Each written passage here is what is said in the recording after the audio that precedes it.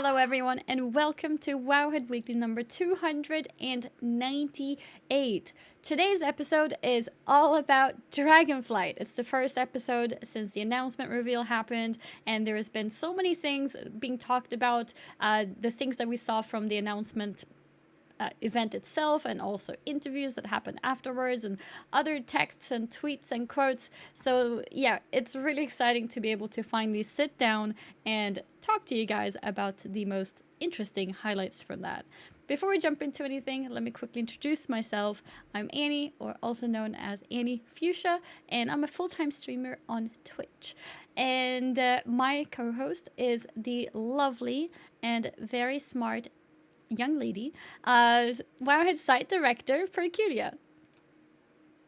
We've had a really busy week covering Dragonflight, and I just sort of do traffic control, overseeing all that as part of my job, and all the guides and features. So again, yeah, just thanks for your support this past week. It's been really nice, lots of traffic, lots of link sharing, lots of nice comments to my Wowhead staff.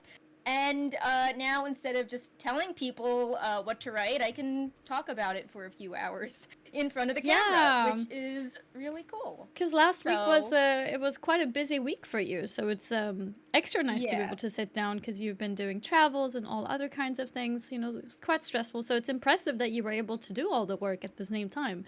We all really appreciate that.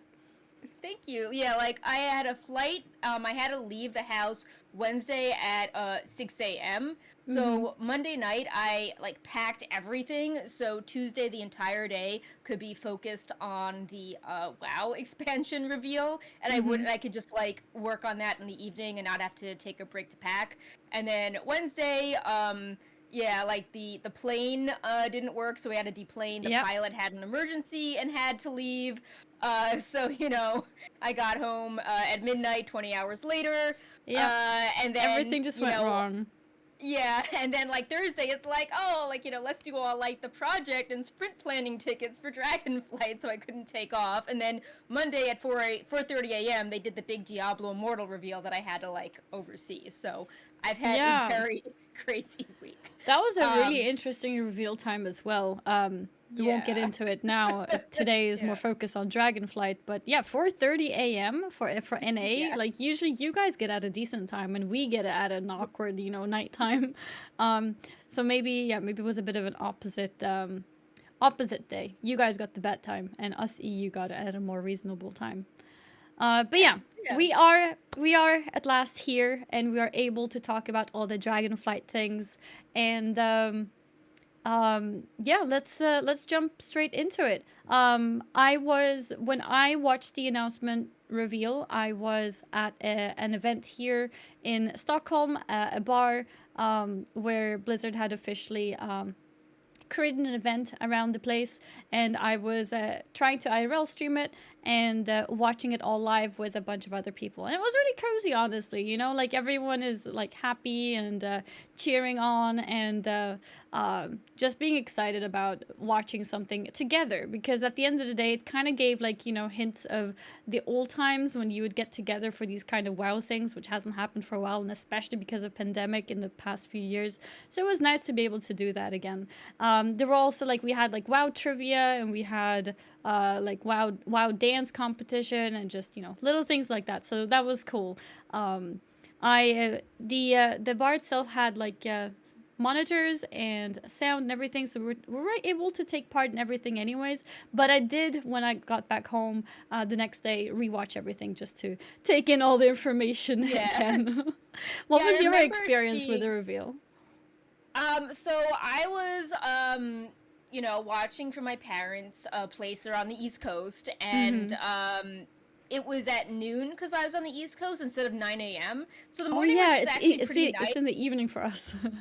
Yeah. Yeah, so I was able to have a nice breakfast, and I was fully awake by then. It wasn't quick wake up, rush the very first thing. So I went over things with my staff to look for. I made a key list of events let's get an article prepped on the openings like cinematic, I Mm-hmm. want someone refreshing the page to see if pre-orders are available, I want someone to Yeah. prep like a wrath announcement, like like hitting all the big topics, making sure someone was So refreshing the Wowhead site PR director page. things. Yeah.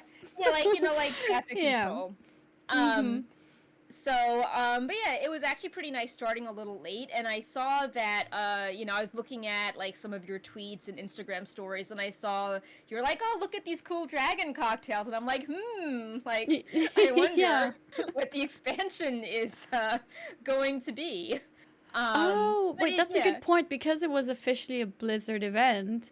Because I yeah, remember we were talking about how like they have the bar had these branded cocktails named after dragons, like Alexstrasza was one of them, and yeah, I remember telling the group like it's gonna be funny if it's actually not a dragon expansion and we have these yeah, yeah, drinks named after dragons, but it was actually official Blizzard, so it probably was actually just leaked in that sense. It was yeah. a very strong hint, let's put it like that. But yeah, that's a good point. I was actually looking forward to potentially laughing at the bar for, naming things wrongly. Yeah. But that is a good Um, point. but yeah, definitely happy to be home because, it was pretty stressful, and having to cover Yeah. that stuff when like you're not, in like In your your home location and office. there's no cat was Yeah. kind of weird. Um Yeah. but yeah, so we'll just focus on the big picture things for the show and maybe Mm-hmm. dive into some specific things in later ones, but Yeah. the big thing was, obviously Dragonflight. Like, what do we think of the theme of this? It's definitely feels like a return to roots, like more simple, straightforward, Definitely. high fantasy. Shadowlands was Like kind of WoW like fantasy. Mm-hmm. convoluted and pretty Mm-hmm. new. Mm-hmm. While Dragonflight is like, okay, we've always had the dragons in Azeroth. Like, some of them are super famous, Yep. and it feels like very recognizable, like very visually Absolutely. cool. Yeah. So yeah, I mean, you can't. It's an easier sell, I think, than Shadowlands, especially for returning players. Yeah, absolutely. Especially like you said, returning players because Yeah. that familiarity in the lore is always nice. So being able to recognize characters, being able to look forward to characters that you're gonna meet is always nice. We did have some hopes and wishes for that, and some of which did come true. But also missed a lot of characters because Shadowlands did have dead characters that we could have gone back and met, but it's still a different thing with actual alive characters and having proper interactions and events and things happen rather than just conversations with old souls in a way. So Mm. I definitely see this as more of a real expansion in terms of what's going to happen, in terms of events and meetings and things that go on during the expansion. Having the dragons and recognizable names and recognizable looks, and going back to the roots and thematically as well. It's we're going back to Azeroth, so we have these really nice looking places. Reminds a little bit Mm. of rich colors like Mists of Pandaria a little bit, and yeah, I think dragons just in general are very cool. Yeah, I mean, I think that it relates a lot to the old school WoW lore, but just Mm-hmm. like in general fantasy, like dragons are so key. But when you start getting into like, oh, it sounds very realistic too. Like, realistic's kind of, I guess, not with Realistic dragons, if but you're it, in it feels WoW. it feels very grounded in the Yeah, Warcraft universe, and it's easy to understand. While with Shadowlands, it was getting too cosmic and absolutely. very convoluted. Yeah, But with this, yeah, sure, there might we be some understand cosmic it. lore Yeah, with the dragons that enhance it, but this feels very yeah, like straightforward and yeah. very just recognizable. Even if you don't play WoW, you're like, oh, dragons, they're really cool. Yeah, yeah. And like the complicated part of dragons is more about, the relationships and the between them and how long they've existed. And like, there might be some lore gaps for people who are not very invested in it in terms of where it all started. But at the end of the day, like you said, it's a more of a quote unquote realistic approach of lore, which is easier to tell compared to, with Jailer, for example. I think a lot of us are still actually confused. Like, who actually was he? what actually was he? You Yeah. know, like, and like it doesn't feel good after hearing after going through the whole expansion and still feeling like question marks about that. Feels weird. But now it feels like, yeah, going back to the roots, going back to a understandable storyline of progression of characters that we recognize. Yeah, and going, we were presented with the cinematic as the very first thing, and in contrast to the jailer, uh, we have this very sympathetic, stony guy, and I saw a lot of people saying, Slowly. this character is brand new, like the jailer, but in these few short moments, I understand him more. Like he's more compelling. Um, Yeah. so I thought that Mm-hmm. that was interesting as well. Both cinematics took place in these very high fantasy settings, but the Dragonflight one just felt a lot more relatable. And Mm-hmm. yeah, it's kind of funny when you contrast it to Shadowlands because the Shadowlands cinematic had Bolvar and Sylvanas fighting, and you knew both characters. And in this one, it was this guy we've never seen before in a setting we've never seen before. And the cinematic worked really hard to still make it compelling and, do a lot of world building for something that was completely brand new. And I think it made the ending, when we finally see the dragon, that much more satisfying because it went from like this unfamiliar setting to something Yeah. super familiar. Yeah, I remember Um, because the unfamiliar setting was also there for quite long, so I yeah, remember thinking like, is this World of Warcraft? Like, yeah, like, are we watching the right cinematic? Um, exactly. and then you kept on watching, and you see the progression of this character who seemed pretty cool, and then you see the dragons, and that moment of showing all the dragons, like that view, like that was the best moment of the whole cinematic, I think. That's when you felt like, okay, this is it. This is it. Yeah. So, I know some people are like, oh, there wasn't really much to analyze Mm-hmm. with the cinematic, but Mm-hmm. I think it did a good job of establishing the setting. And was like, okay, we're back to Warcraft roots in one regard, but on the other hand, like we're breaking new ground, and maybe the story will be like a little narrower in scope than trying to do all these cosmic things, and it works. And I think I love the quality of the visuals. I hope we see more of that because the dragons were so beautiful. Yeah, they really were. um So yeah, I mean, we're not going to read the press release to you of everything we learned about Dragonflight, but I did think it was interesting the format they took. How normally when we get the opening cinematic, they follow it up with like that 5 minute like gameplay teaser video, and we didn't get it this time. Instead, we had that like 30-minute panel highlighting some of the key features. So I wonder if at a later point they're going to drop the key features of the expansion, teaser thing again. Mm-hmm. But obviously the big news is the new class race, and no nothing called AP that is expansion specific. Although maybe there'll be like a meme for Alex Straza, power as Yeah, you know work on your Alexstrasza power. yeah. And yeah, I mean, so what did you think of the direction? Like, what was your thought of the whole like overall presentation?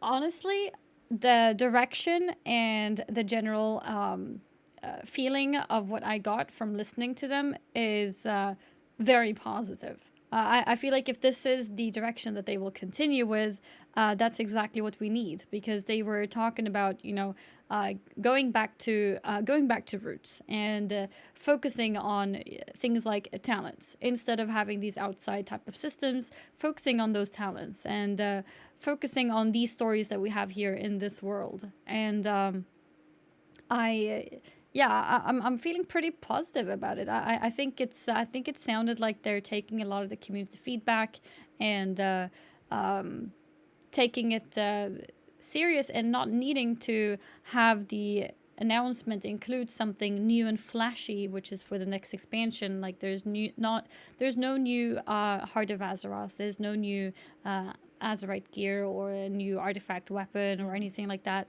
And I think that's what sounds good. Going back to World of Warcraft and not Yeah. needing those extra sparkles. And I hope that is what they will continue to do.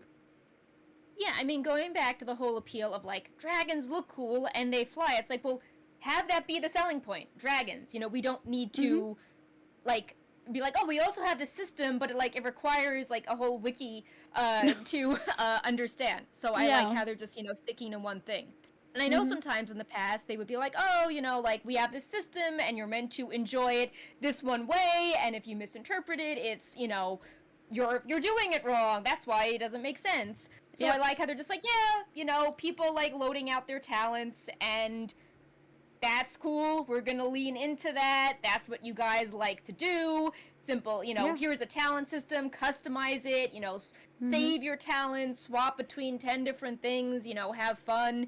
And like they've just sort of embraced the current player mindset as opposed to being like, if we just write another blue post, they'll finally understand why swapping covenants and being locked into choice is awesome. So Yeah. I think that it represents a philosophy shift, and hopefully, all these fewer interlocking systems means that it's more efficient, to develop and tune, and there's less like bloat and lead time in getting a patch into players' hands, and then Mm-hmm. more time balancing it. So a few months after, it finally Yep. feels good. So I yeah, mean, I because just it's think because it's all a of that was talent system. refreshing. Yeah, Yeah. it was really refreshing, and I hope that they stick to this. What did you call it? A Like shift streamlined, of efficient. Yeah, philosophy shift. yeah, philosophy shift. That's it. Yeah, Yeah. I'm really happy with this philosophy shift, and I hope that they stick to it because spending time on talents, spending time on professions, things that will be there, expansions in the future, that's good stuff. Those are good things to Yeah. spend time on because those are things that will last. And I wouldn't mind if Dragonflight just kind of stays simple that way. Yeah. And Palate cleanser. Yeah. yeah, like yeah, exactly, like a cleanser moment. For everything to just kind of like go back to the originals because we haven't had a new talent system for I don't even know how long. When was this Yeah, I talent mean, Mop system? was when they did a revamp to make them easier. Yeah, And then, now they're like, okay, we got to change it up. And I think that's it's been also, 10 it's like more years. approachable for new and returning players. Like, if a new person wanted to catch up in like 9-1, it's like, oh, like we've got like your shards and like your Yeah, renown it's and all too these other things. And complicated. then, like, you Yeah. took a break and came back, you might be like, oh, wait, I actually don't need to like grind this because like now this is easy, but now there's a new system that takes a while to grind. And it's just, it feels really daunting as a It returning is. player It really being is. Mm-hmm. like it's like if you like casually paid attention a few months ago, you're like, wow, like this is things are different, and it's like you need spreadsheets to keep track of you know when things are open, and if you do something 2 months later, do you still have to grind, or is it faster, or is there Mm-hmm. like a new system that now takes a while? So I think this is good at streamlining, and I think the talent trees with all those slots um answer the question of like, well, suppose there's a cool covenant or legendary and we don't want to just make it obsolete. It's like, oh, we can just put it in the talent system now. Exactly. Yeah, I think I mean, luckily, it wasn't a complete waste of time. Some of the Yeah. conduits and some of the soulbind, some of the covenant ideas can probably go into these talents, and maybe some of the old Azerite stuff can also go into the Yeah. talents. So it's not a complete waste of time and resources. Lucky for you, Blizzard.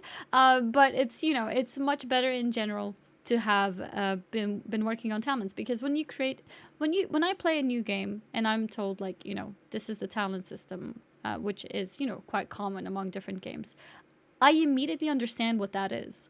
But when Yeah. there's these other type of systems that shapes your character, that's outside of talents, and sometimes it's not even one source, it's like different things, it becomes too Yeah. complicated, so you end up probably like not even touching it, like you just go and play without them, as a new player.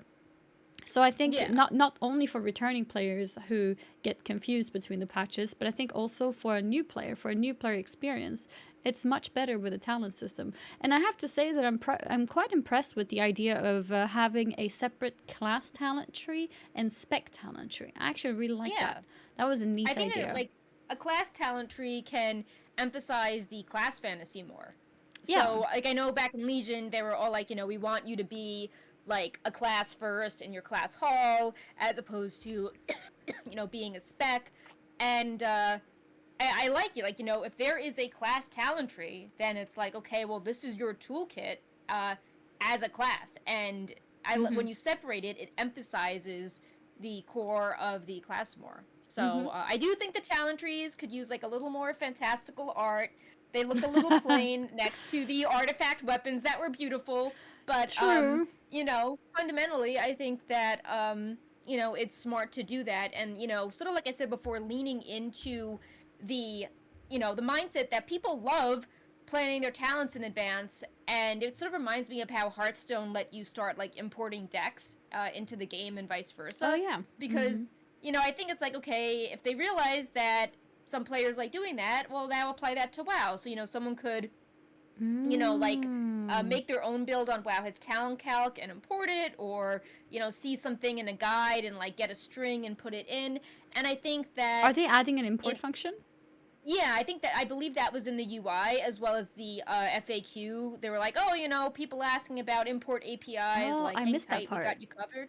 Yeah, so I think Cool. that being aware that in 2022 people play the game differently, and part of that means they Copying, like yeah. Copying researching, builds. going elsewhere, doing stuff outside of the game and then easily wanting to bring it in. I think that is all really promising. That's actually really cool. Yeah, I was always impressed by the Hearthstone function that way. I remember, Yeah. especially when you're playing on mobile. I guess you're not when playing WoW, but when I was playing a Hearthstone on my iPad, I would alt tab into browser, and it would be annoying to like copy and like paste, or like not copy, even like look and then put the card in and have to go back to the page and put the card in the next card, but instead just copy the link and put it in. I think it's really neat. So that's nice that they're looking into doing that for the talent system as well. Yeah. But yeah, I mean, like general community reactions, it all seemed very positive. Like this whole week has seemed to mostly be a win for Blizzard. You know, lots of really funny memes on the WoW cinematic and reaction. Lots of fan art, maybe not all of it, safe for work, on the dragon races. And then even with Diablo, which we are not going to discuss in detail, but they were like, yeah, you finally don't need a phone. Immortal is coming to PC. Like, I have seen It's like 4 years later. Yeah, totally, you don't need a phone. Like, yeah, like now when we post about Immortal news, people are like, oh, I love the armor sets. Like, I can't wait to try this out. Or like, oh, I love this interview. Thanks for covering. So I'm just like, like... That's really nice to hear. For a change, yeah. Maybe it's the positive reaction of the announcement as well, then, because I've also found it easier to stream WoW the last few days. Yeah. People are a lot more positive coming into my stream. I know as a WoW content creator in general, it's been really difficult streaming the game. Not only because people have felt that the game is in a bad state, but also because of lawsuit and everything. So a lot of content creators have really struggled, and I felt that there has been a lot of positive in the last few days, and yeah, maybe it is the announcement reveal. The expansion reveal, which is putting people in better moods. I think in general, like you said, everyone has been positive. The main concern that people have is some skepticism. Will Blizzard do what they're saying that they're gonna do, or are they gonna change their minds and decide to do things their way anyways? That's the only real criticism that I've actually heard. People are pretty happy with where this story is seemingly going. Obviously, we don't know everything, but the updates to the talents, the update to the profession, we didn't get a class reveal. We didn't get a race reveal. We got both, Yeah. Yeah. So, usually we get one of them or none of them. And this time we got both. So, people are quite positive about it. Yeah, so why don't we discuss that in a little more detail because right now we have, the new Drakthir race and Yeah. Evoker class. Yeah. And it is a little confusing to explain because right now it's like 100% overlap Yeah. where there's only one class for that race Yeah. and vice versa.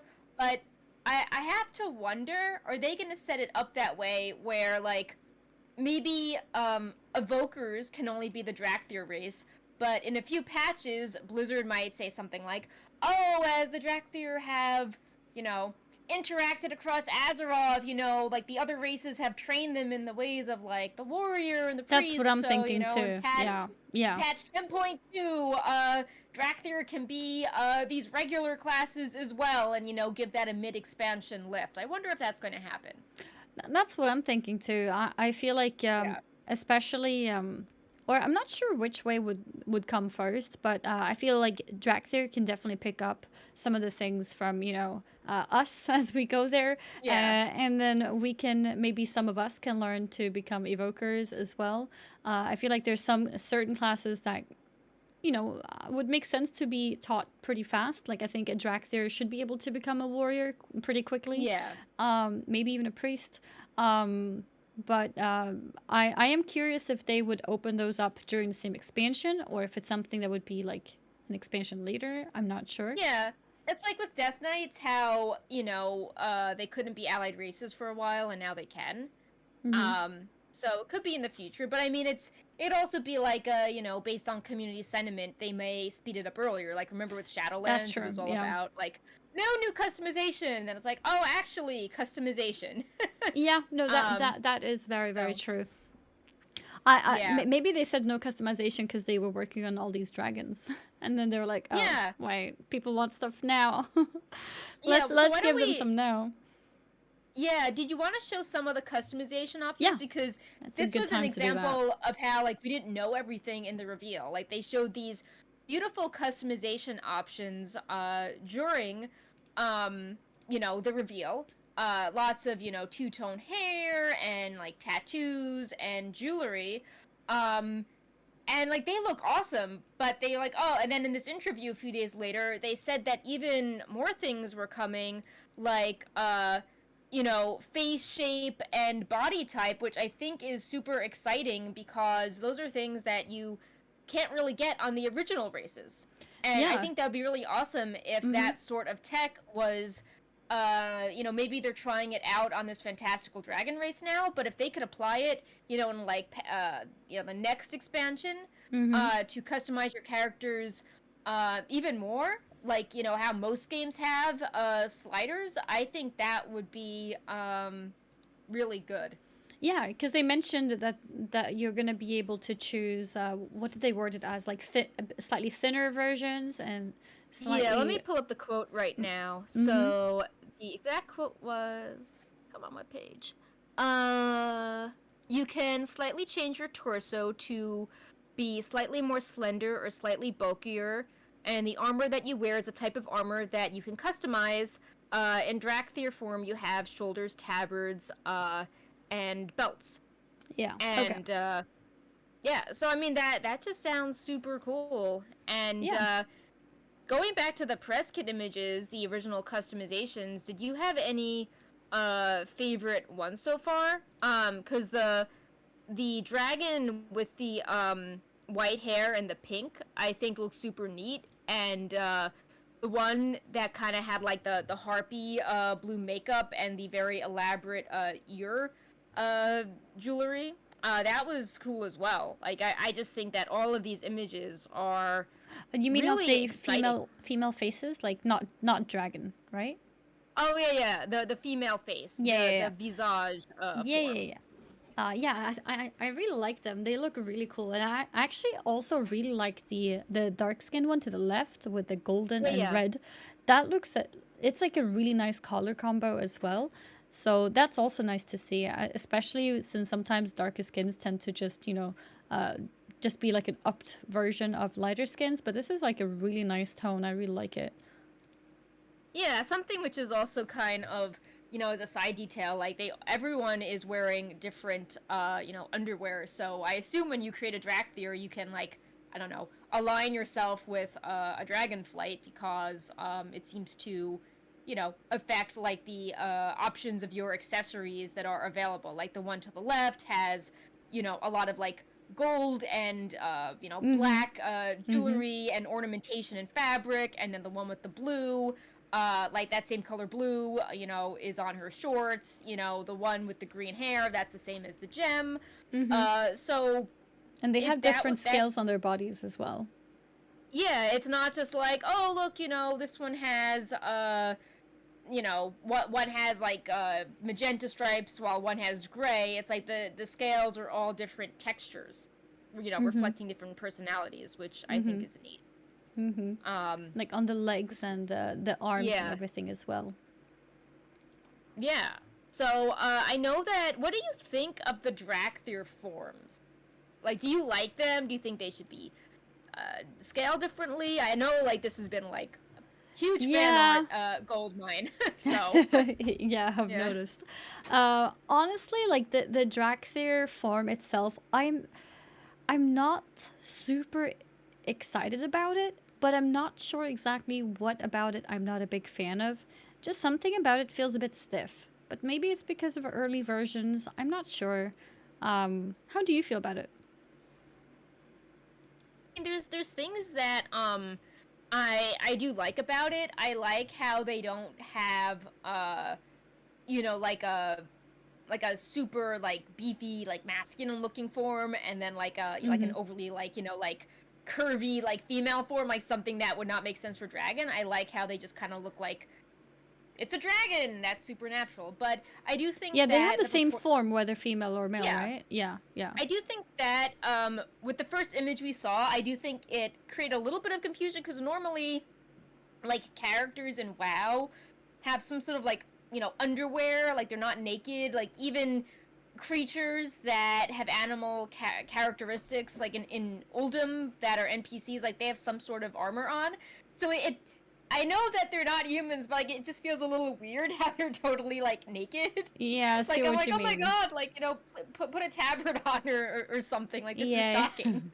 Um, but so yeah, I think I know they wanted to show like all the like all the cool textures. But I also think that the wings add a lot, but I think that maybe the proportions could be like a little more exaggerated. Not that I have like an art degree. Well, I do have an art history Yeah, degree, yeah. but You actually I do? haven't Oh, actually. that's crazy. I didn't Yeah, know. but That's awesome. it's not like I design characters, but I do feel Yeah. like if you look at the one on the left, I feel like the shoulders could be a little bigger and like the spice could be more like Yeah. exaggerated because in profile view it almost looks like Uh-huh. a little scrawny. Maybe they were Um afraid of if they're making. Maybe it's a question of making it both male and female that they were afraid yeah. to make it too bulky or Yeah, I too could see that. feminine. I mean, maybe they should have just had two forms. I don't know. But Yeah. yeah, I think that's definitely one of it. Actually, something about the proportions feels a bit off. I think you can see in the middle one as well, like the green one, where the shoulder and chest area in general looks a bit small compared to the legs and the Yeah. feet. And I the one on think the right, like the hand is the gigantic hand is also compared to the quite head. big. Yeah, it's like the hand Yeah. and the feet are quite big. Uh, the neck feels kind of stiff when looking from the front, but if you look at the design of the different head shapes and head options and head colors, they look incredible. Yeah, I love what they've been able to do with that. You can see how like their art team Mm-hmm. always delivers. It's always True. amazing. And you can notice Um, too that they have slightly different, like there's differences in them. That's not just oh, a different horn, but you can see that there's different jaw lines, like the different art details on the jaw lines. Like the golden one and the blue one have the spikes there, and then the green one has like kind of like fins looking things yeah, near the jaw, and then the black one in the top left doesn't really have that, but then it has these things that looks like I don't know, looks like horns for ears or something. I'm not sure. But they have Yeah. a lot of small details that I'm guessing you can customize, for yourself specifically. Even the red one has these little mini horns around the eyes. So it does look really cool from the face POVs at least. But yeah, there's something about the body that feels a little bit off. But maybe when you Yeah. see the movement, it feels a bit more Something, I okay. mean, that obviously, I mean, they have to only release things when it's ready, but something that could have helped is if the information that you can adjust the bulkiness, Mm-hmm. if like maybe that would have been cool to see like two settings. I mean, maybe it wasn't done yet, but I feel like that information, people were super, super, super excited to learn about that in the interview, and I think that could Mm-hmm. have been a good piece of information to include in the actual presentation. Like, hey, like another bit of customization is these you can change these proportions somewhat. Um, but Yeah. yeah, I mean, overall, it still was like very exciting visually to see. I mean, when Worgen Forum came out, like this, they were nowhere near as detailed in Cataclysm. So if you compare how the Worgen were, and then like the Pandaren to this, it's like we have come a really long way for the more fantastical races. I also found it interesting that for the female human version, Yeah, they are actually human, and the male one are blood elves.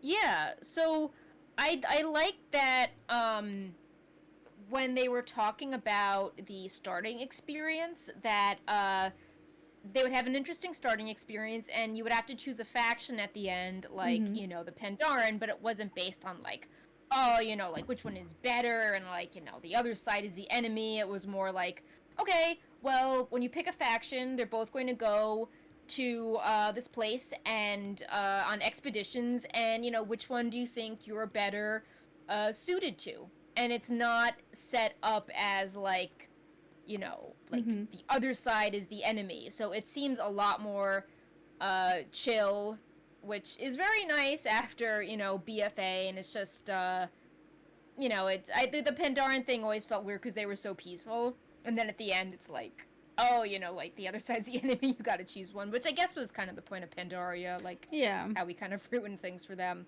But yeah, so Yeah. that's why it's humans and blood elves, because it's based on which faction you're going to choose to be.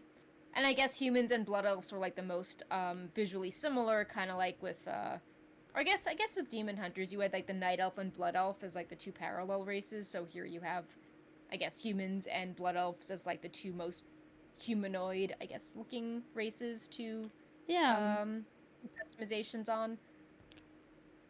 Like I feel So, like with so orcs you might have to the colors more because like a lot of the hairstyles for humans don't really work so well as orcs, so it's probably easier. Humans and blood elves are like the most similar as far as proportions. but if you pick a male Dracthyr, you can still be alliance, right? So Yeah. even if you have like the blood elf looking like stance, you're still an alliance character. And then if you play a female Dracthyr, you kind of look like a human walking around uh, in horde cities, basically. Yeah, well, I mean, there's so much information. Maybe I'm getting it mixed up. But I thought that if you picked Alliance, you were a human, and if you picked Horde, you were a blood elf. And they just happen to. Oh, I just thought they happened to show it on these two because they didn't have everything uh interesting. finished yet. So you But think the horde I could be one? wrong. So do you have to choose? Oh yeah, because it starts at max level. So you kind of have to choose if you want horde or alliance before you start playing, and then it gives you Yeah, the race accordingly. yeah. Let me just Dragonflight starting experience Wowhead.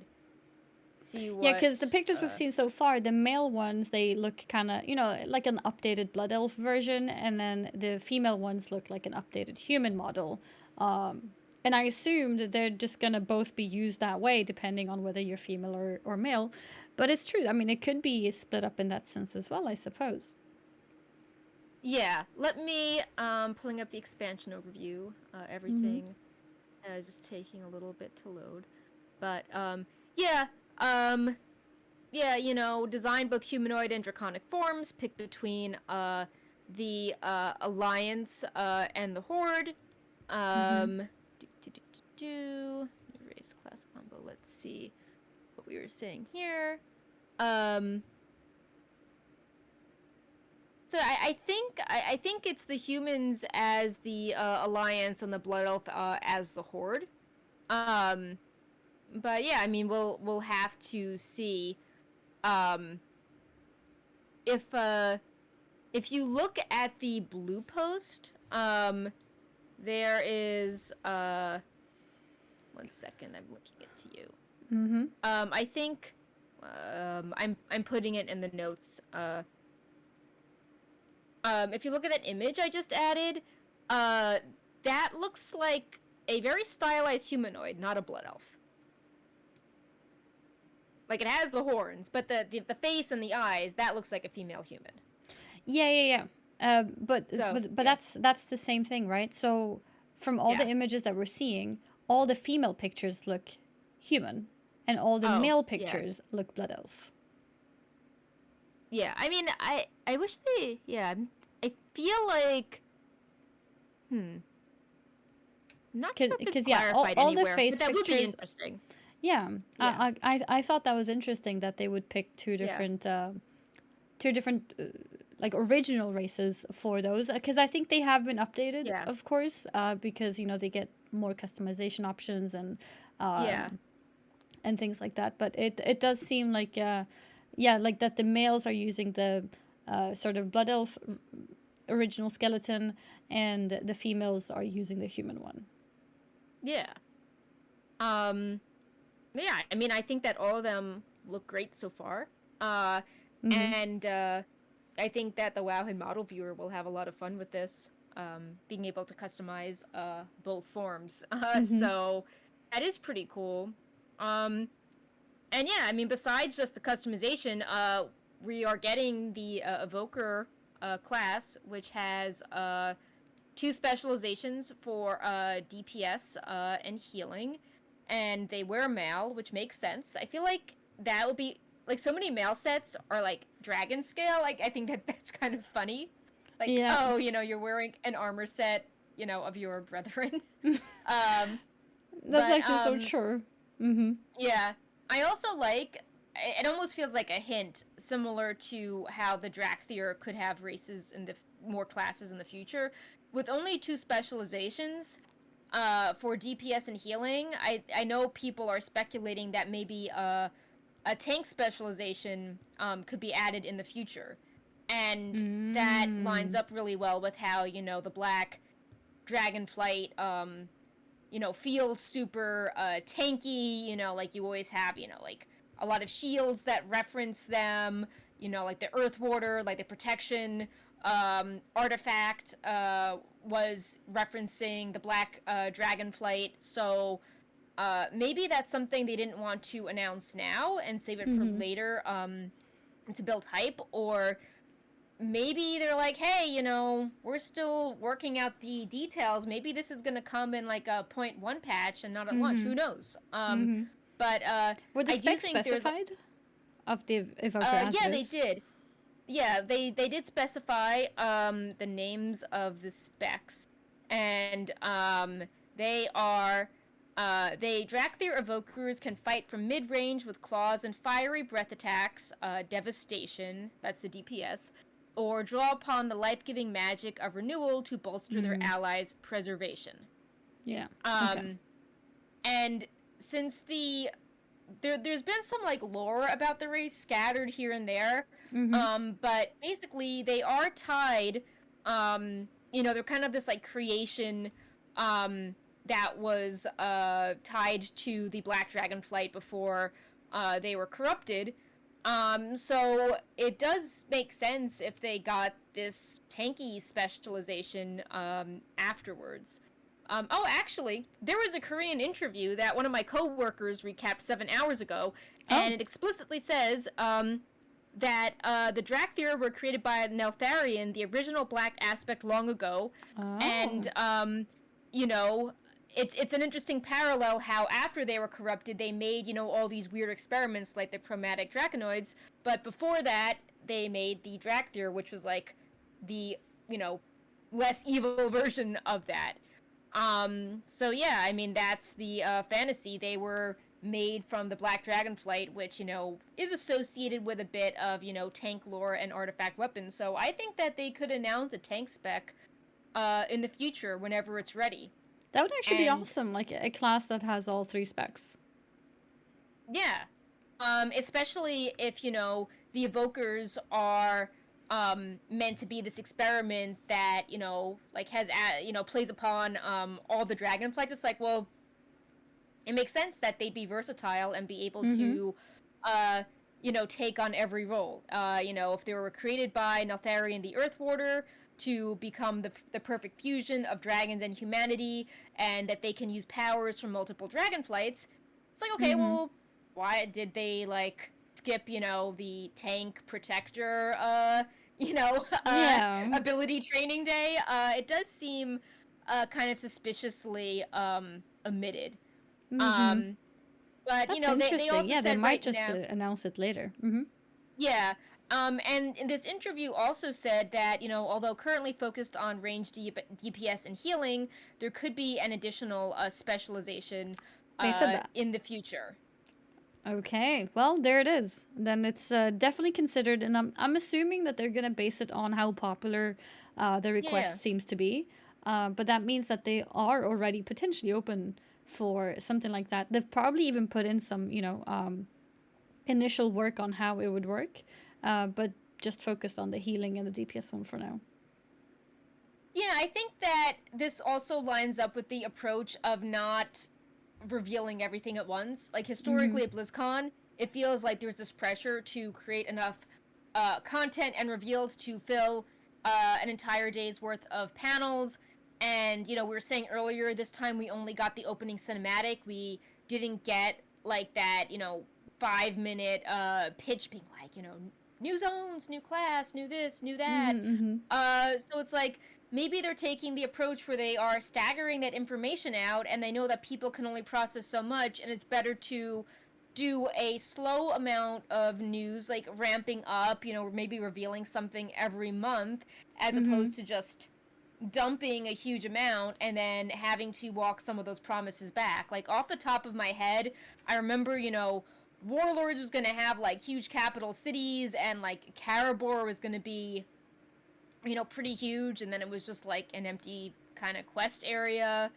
Um, I remember with BFA, we were asking questions about, Legion had artifacts that were, a class system, but also had a transmog component. What's up with Heart of Azeroth? And Yeah. there were a lot of hints that the necklace would like do cool visual customization things. That didn't nothing happened with that. That didn't go Mm-hmm. anywhere. So I feel that they are taking a different approach here. Only 1 hour of reveals. They're not going to promise a bunch of stuff that they don't 100% know. They're not going to commit to things. They'll reveal just enough to get people hyped, Mm-hmm. and just roll things out differently.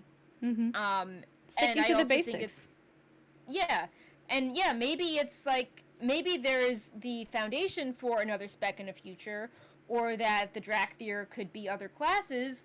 But instead of saying that now, or saying, okay, we need to rush to do all these assets for launch, maybe they're like, hey, if we just do something big every 2 years and then, run out of cool things to do in the next 2 years, maybe we should, stagger things and have like Mm-hmm. a new spec halfway through the expansion, or Mm-hmm. add more classes. Maybe they're like, hey, this is a better way to get people back than time gating things, or suddenly Yeah. making something easier in the first Mm-hmm. major patch. So I'm excited to see like this mindset shift, and if there's less interlocking systems, maybe that means that it would be easier to spin up a spec from scratch if it's not like, oh my god, like now we need like the covenants and like the legendaries and like the soul binds. Like like there's less like Mm-hmm. secondary things you need Yeah. to think about. Mm-hmm. So yeah, I think that it's very exciting. It's our first one since the Demon Hunter. I was surprised by this, but when they announced the color for the class, that was a super popular post, like the Oh, teal. what is the color Um, actually? I haven't seen it's the color. teal. Is Yeah, it? wait, let me find it. Isn't teal Let me similar see. to monk? It is. Okay. I'm gonna pull up the colors, and chat can Okay. debate this. The Wowhead class color evoker. Is this green Uh, or blue? oh my Okay, god, let's it's see. like the whole like black or like it's the whole like blue, black, white dress thing. So evoker color. Okay, so Okay. the evoker color, let me bring this up. Yeah. Okay, it looks like this. Oh, okay. And you can see the raid frames as well to see if Yeah, it stands out. let me show you guys in the raid frames. I think that's the easiest way to compare it to other Yeah. classes. Here it is. Here it is. Okay, so it's it's definitely a green, teal. It's darker, which is So interesting like, because that's like the DH approach as well. It's like a yeah, darker I don't color. know. Like, I don't know if it would be possible to do this. It might be weird, but a lot of people are like, why don't you just have Evoker be rainbow if they represent all the Dragonflights? Like, have it be a gradient. Oh, but would you like I that? don't know. I don't know if I like It that. is really similar to Monk. I don't know. Like, we have 3 greens. We've got Hunter, Evoker, and Monk. But It is very that similar being to, said, yeah. maybe they were limited because I know they try to be mindful of like color blindness and Yeah. finding color contrasts that still work. And Mm-hmm. this does fit in. It actually does look very pretty in the raid frames. Mm-hmm. But yeah, I mean, this was a very popular post, and you'd be surprised like how much discourse and like graphic designers came out of the woodwork. Color experts. But yeah, some people Yeah, were saying color that it does kind experts. of look like a monk that's out of range. So I guess we'll see. Yeah, that's It's true. kind It of does look funny. like a monk out of range. It would be funny if like raid testing starts and people are like, this is kind of messing with my head here, or Mm-hmm. if there'll be like I don't know, like an add-on to be like change the color of the evoker to something that is easier for you to understand. Would it be weird if Um, it was like a sort of gray color? would that be a priest out of range? Well, maybe if it's a bit more dark gray, maybe? I don't know. I almost wonder if like a fuchsia could work, like like your namesake, like kind of like a dark pink, like DK. That's actually like true. We only have a light pink paladin. We don't have a dark pink. yeah, You're right. like like the demon hunter is more like royal purple, but Yeah, like if yeah, the yeah. evoker was like hot pink, I think it makes sense. It's kind of like fiery, so that could work. Yeah. Um, Well, let's bring but fuchsia yeah. into the picture. Yeah, just for Oh, Eddie. yeah. But yeah, so that's what's up with the evoker. For the customization, do we want to show off any of like the animated gifs? I don't know if that was difficult to bring up, but like I have the we know what dance the one. dance is. Yeah, the dance is fun. I've seen some cool videos of people actually dancing. Yeah, Um, I saw that video too. That was really cool. Yeah, it's like, oh, cool. Like, this is the dance that, people actually do. It's not like, a meme from 2005. So that was neat to see. Oh, it doesn't loop. Wait, let me play it again. Yeah. There we go. Yeah, no, it's a cool one. Definitely a cool one. Yeah. I like how it's wearing a tabard here so you can see, like, the, armor and stuff flows on it. And, like, for all the torso discussion we had, I do think that the wings, they look really awesome. Yeah, the wings look great. And I guess yeah. here we also kind of see... Wait, I need to make this perma loop. Give me a second. I forgot how to make videos loop. But here you can also see that a lot of the body parts feel a bit off in proportion. Yeah. There we go. Yeah, I mean, we Okay, should now it's keep, looping. and we'll Here get we to go. this later on, like, here's what we learned and here's what we didn't learn. But Mhm. like there was no playable demo for this or anything, so it's not like these were presented as being 100% ready to go. Mhm.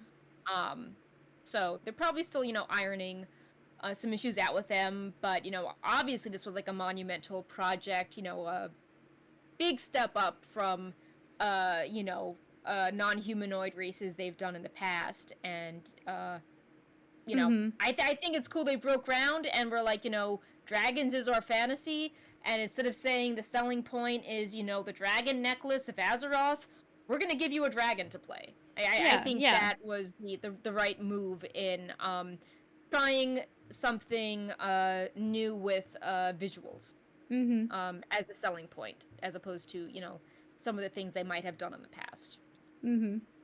Because Yeah. they could have easily been like, oh, like here's humanoids with horns, or Yeah. cool dragon mounts, but instead they doubled down on the dragon visuals and An actual race customization.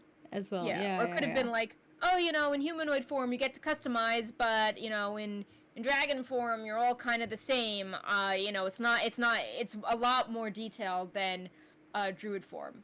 Yeah, Which, oh yeah, we I learned guess that is druids true. cannot turn into a dragon, so that's kind of sad. But I think it would be Druids. cool if there was a glyph that, like, I don't Oh, know, like a druid references. dragon form? Or like there's like glyphs that like turn you into a different type of cat, or bear, stuff like that. Mhm. Mhm. Or like bird for flight form. I think it would be funny if they added some sort of, like, I don't know, Mm. Yeah, like yeah, yeah. draconic flying form. Mhm. um Maybe later on. But yeah, I think an interview asked and they're like, yeah, sorry, druids. Um, that said, whenever we post like a druid update to a form, that is like the most popular thing in the Oh, patch news really? that day. So, Druids. uh, yeah, you might make some druid friends if you add a Uh-huh. Dragonflight themed glyph blizzard. um, but yeah, do we want to What discuss else do we dragon have? riding a bit? Because that's also, Yeah. doubling down on the fantasy of dragons with the customization element. Mhm. And I think also being smart about resources. So, we've had the Pathfinder system, several expansions now. People are sad they can't fly at the start, and then you grind out a bunch of achievements, and then And eventually then you you can unlock. fly in a Mhm. later patch.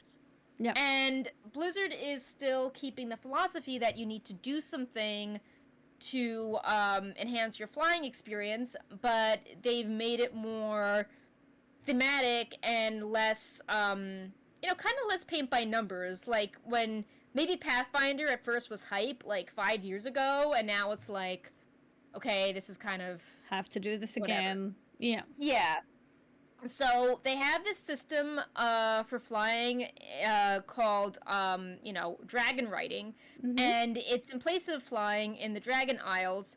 And like it's a system where like you can learn how to fly, and then you have special animations that fit the sort of dramatic, vertical landscaping of Dragon Isles, because it can't just Mhm. look like Azeroth. It's dragons. Like there's peaks and valleys. Yep. So you can do things with dragon riding that you can't really do on a regular mount. Like there's a lot of like swooping Mhm. and Diving. diving. Mhm. Eventually, you can move faster than on your existing mount speed. There'll Mhm. be like interesting animations, like when you start off, there's like a huge gust of wind. Um, you can fly really high up into clouds. You can speed up and start going faster and faster, and like apparently there'll be like particles in physics that kind of show that you're moving Mhm. really fast. Mhm. So they said they wanted to make the experience of movement feel more three-dimensional. Mhm. uh is something they wanted to try with this. And I think people will have fun with it, because if you keep going faster over time, you're like, it's fun. You're like, oh my god, I don't Yeah, want to yeah, stop. I want to it's keep, cool. like, Yeah, it's like going faster. flying your mount is its own little mini game. I think it Yeah. sounds pretty cool. Like Or it's like, I've oh, heard. like I'm gonna jump off a cliff and I'm gonna do this like cool animation when I do, and then I'm Mhm. gonna fly. I think all that's really neat.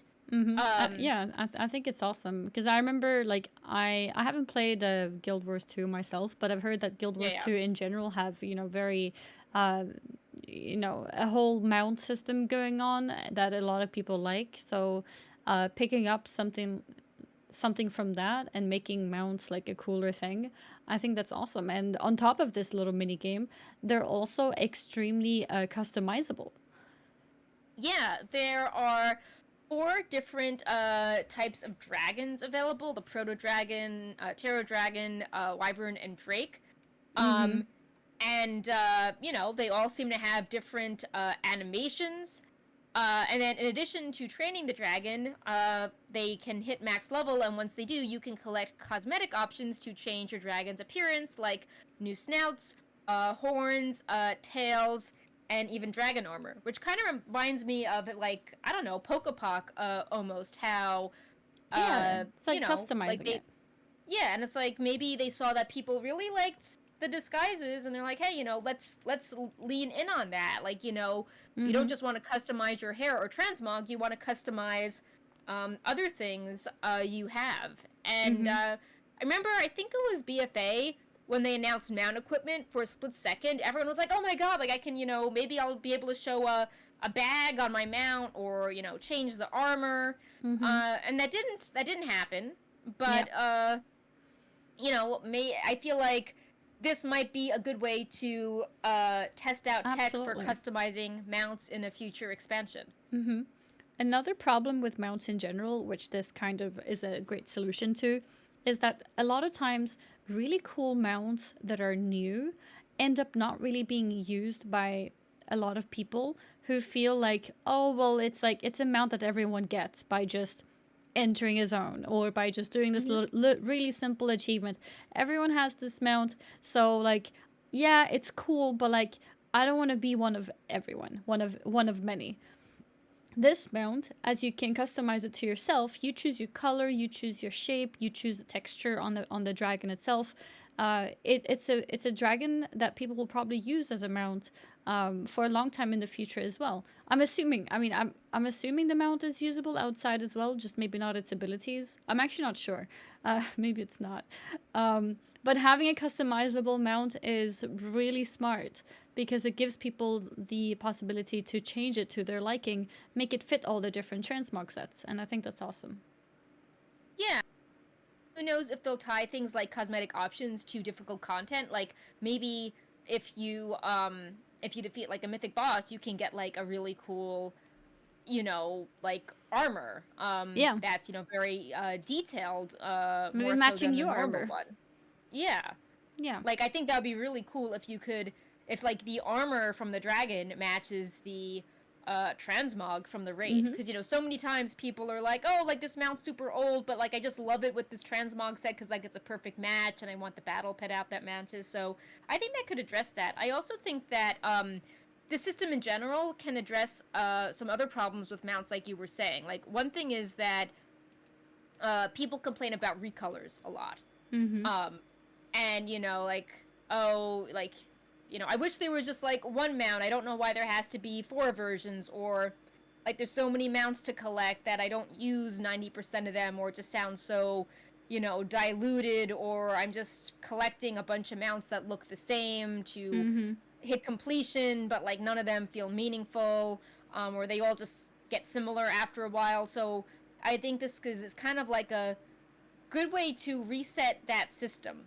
And instead of feeling this pressure to, you know, create so many mounts and trying to make them look unique, or being like, okay, well, this is really cool, so we got to do it in 5 colors now to get our money's worth from the art team.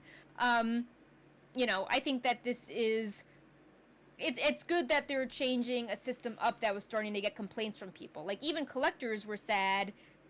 People were like, oh, there's no more collection achievements, and even if they are, like, this number is so high it's kind of meaningless. But Yeah. maybe collectors instead would appreciate an opportunity to be like, oh, I only have one dragon and I'm going to collect all the ways to customize it. Like, it's nice to mix things up now and then. Mm-hmm. Yeah, I think there's a lot of collection potential with that type of thing as well. And if if that's going to be a feature specifically for this expansion. That's an okay, system Yeah. feature for the expansion, and then maybe it can potentially be used for other things outside of that, and maybe going back to mount equipment. In hindsight, Yeah. what was the point of mount equipment? I know. Like I nothing was I done with it. Yeah, I also think it's good that the flying mounts won't necessarily work in Dragonflight, because you don't have to worry about things like, oh, how do we update every mount in the game to have the same animations as the dragon, or like this moves differently and like it's buggy. Like, I think it's just, more efficient, and in addition to being efficient, it fits into the fantasy more that, of course, the dragons work in Dragonflight. Mm-hmm. So I think that that's good, and it's also kind of immersive, that if you're seeing people fly in the sky, it's all going to be dragons. It's not going to be Yeah. like, I And don't know, different like dragons, some, different colors. yeah. You're not going to see like a Fell Reaver, flying through the sky in the Yeah. Dragon Isles. Um, I mean, obviously there will be mounts to collect, but I do think that this takes the pressure off the team to be like, okay, we got to do 10 new mounts and each give them 4 colors. I Yeah, think yeah, that it's yeah. more exciting to be like, oh, there'll be like 5 new mounts, but there'll be like 10 new armor saddles for your dragons instead. Kind of like how Legion gave us a break from the Legion gave us a break from billions of weapon models after the complaint in Warlords that everything was like a brown spiky thing. Yeah. And instead we're like, we're gonna give you some like super amazing elaborate weapon skins with a few warglaves and cosmetics on the side, and sometimes less is more, like quality over Oh, yeah. quantity. For sure.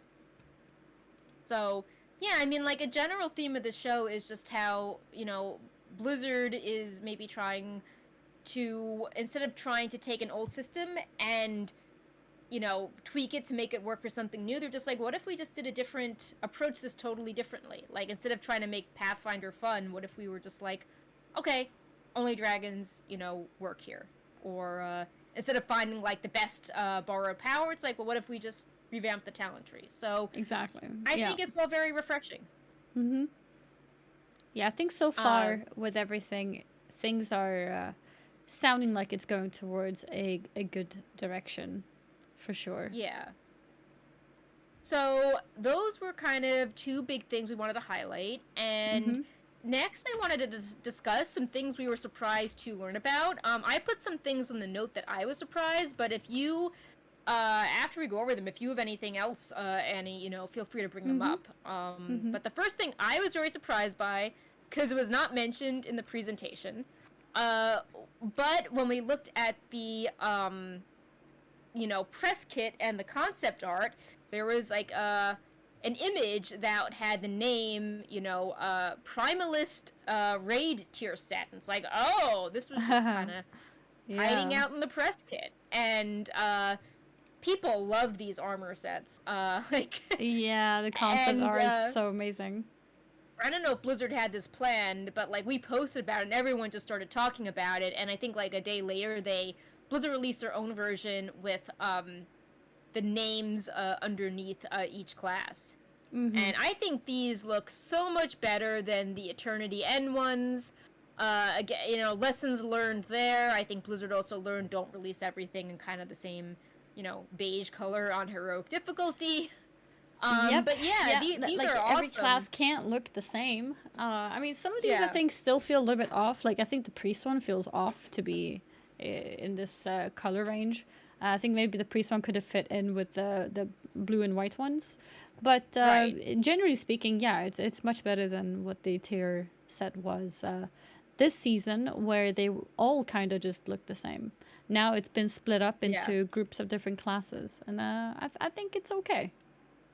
I like the image with the Voker because you have all the Horn classes kind of side by side, like, and you can the Evoker, Warlock, and Demon Hunter, and they all have very different silhouettes, which I think is cool.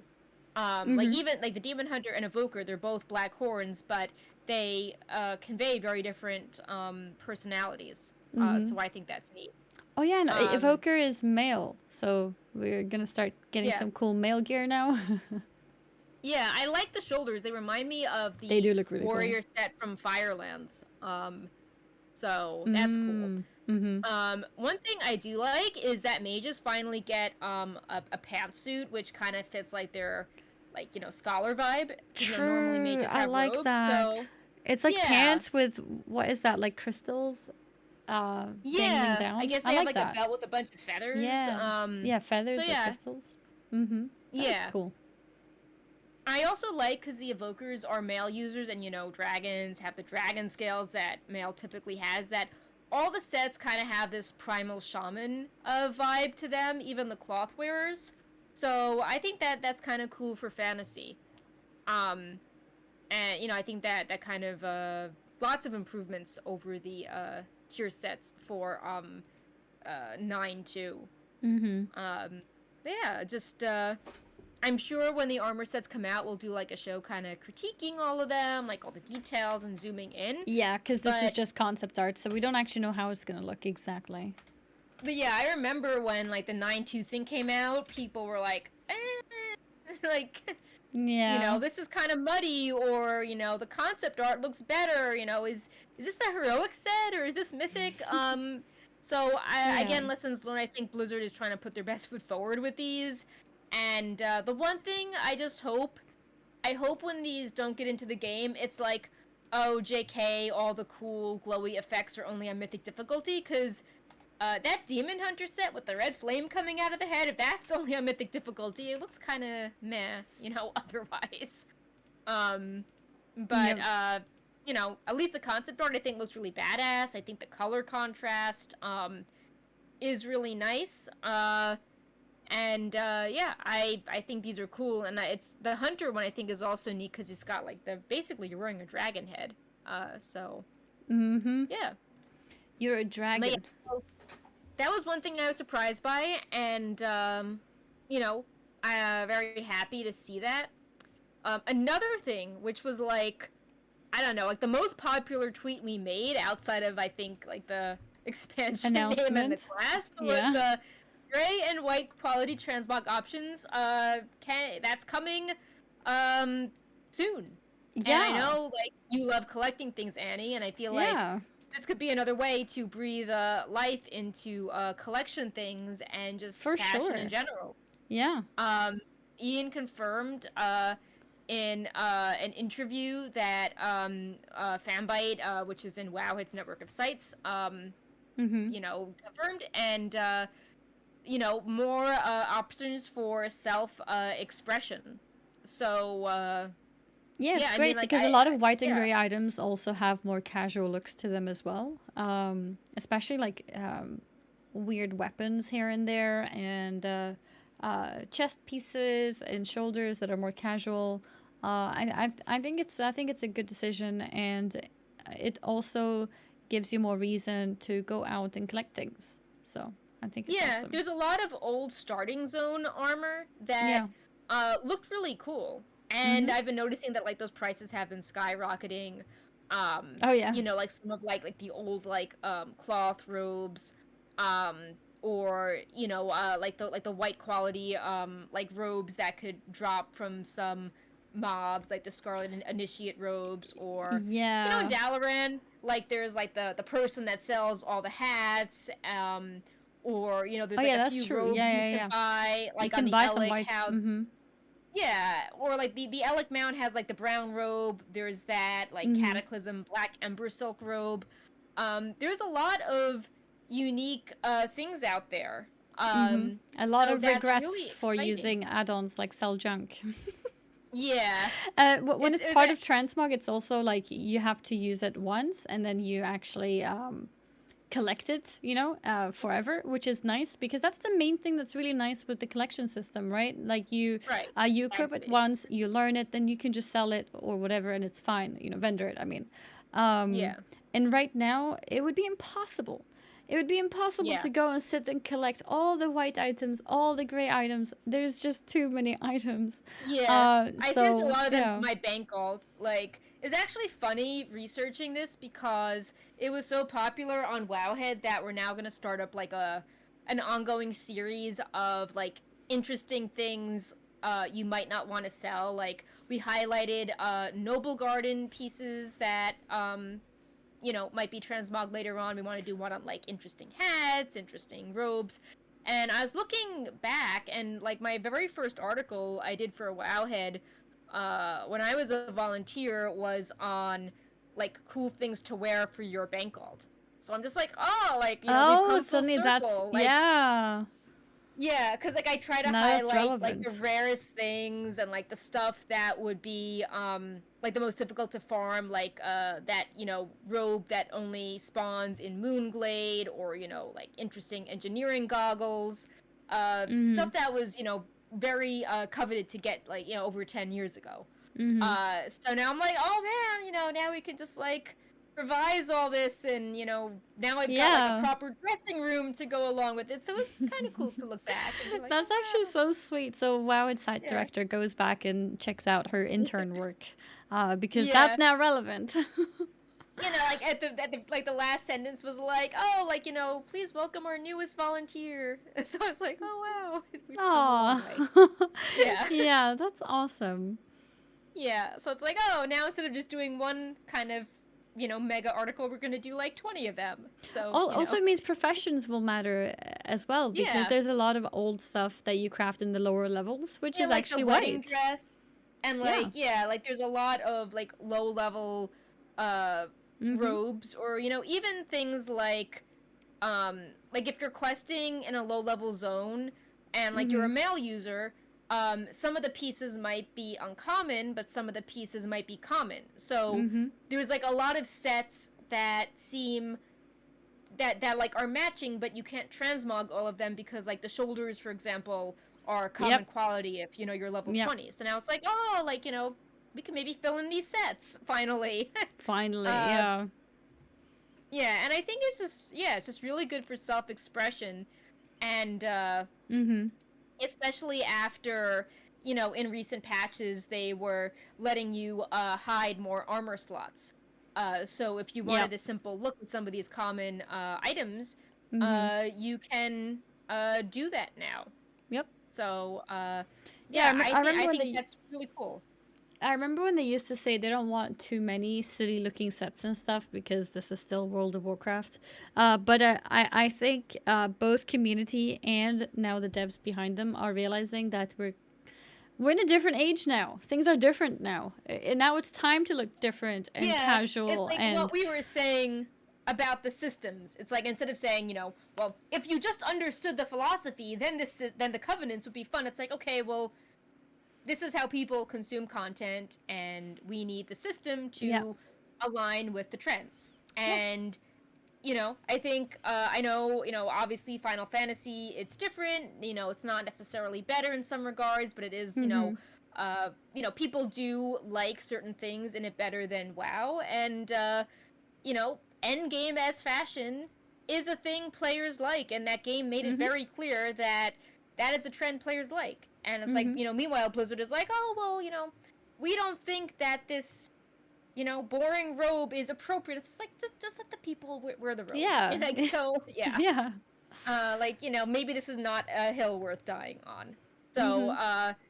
yeah, I mean, if that's something that maybe came about, with the game Mhm. comparison, I think that that's a good thing. I think it's a Um, cautious step that Blizzard had to take initially, yeah, because it was a question of people not being happy with transmog, not entirely, at least not at the right. beginning, because Yeah, people felt like, well, now I look at players, now I have no idea what they're wearing. There's no prestige anymore. I miss going to Stormwind and knowing straight away yeah, what people are wearing and how geared they are just by a glance, and things like that. So I think Blizzard had to be cautious and not allow you to transmog into anything, so it didn't become like a clown show. right. But I think with time, people have shown that they are actually having fun with that. The people who didn't like it for the not recognizing people reason have either gotten used to it or are playing classic WoW instead. So I think it's like a direction that everyone has taken together into a place where we are okay with, you know, people looking like they're in, I don't know, the raiding in boxers and nothing else, because you know you can hide your shoulders and you can hide your belt and you can hide your shoes, and why not? Whereas before it would be like, oh no, that's too silly, you know, that's too silly for the game.